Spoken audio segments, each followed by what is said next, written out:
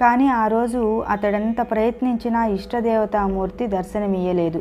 త్రివిక్రముడు, స్వామి నృసింహ, ఈరోజు మీరు నన్నెందుకు కరుణించడం లేదు? ఎంతో కాలంగా చేస్తున్న నా తపస్సంతా ఈరోజు భంగమైంది. ఇక నేనేం చేయగలను అని ఆర్తితో తనను కరుణించమని ప్రార్థించాడు.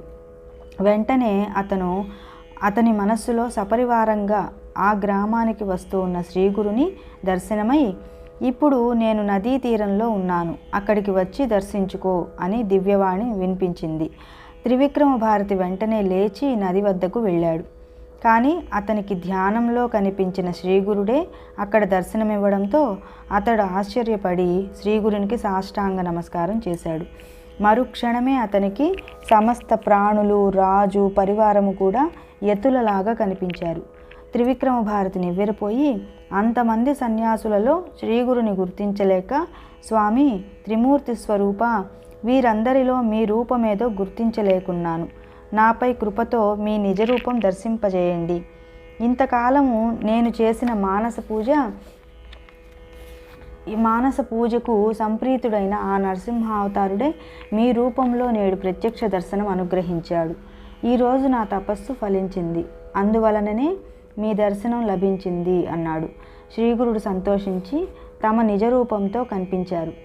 అంతకుముందు కనిపించిన యతీశ్వరుల రూపాలు అదృశ్యమై వాటి స్థానాలలో స్వామిని అనుసరించి వచ్చిన రాజు, పరివారము కనిపించారు.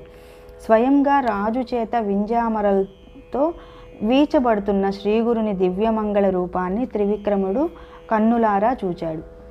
అప్పుడు శ్రీగురుడు, త్రివిక్రమ, ఎవరిని దాంభికుడని, భ్రష్టుడని నిందించావో ఆ సన్యాసియే మేమిప్పుడు నిన్ను పరీక్షించాము. నృసింహ భక్తుడు అయిన నీవు మమ్మల్ని ఏ కారణంగా విమర్శించావు? దంభి లక్షణాలేమిటో తెలుసుకోవాలని వచ్చాను. నీ నృసింహుని అనుగ్రహంతో నా విషయమై నీ సంశయం ఏమిటో వివరించు అన్నారు.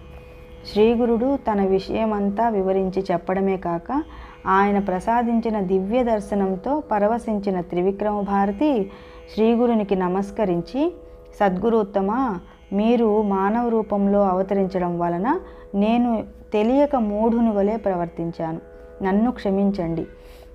విదురుని వద్దకు, ద్రౌపది వద్దకు అనుగ్రహించవచ్చిన శ్రీకృష్ణుని వలె నన్ను అనుగ్రహించడానికై మీరే స్వయంగా వచ్చారు.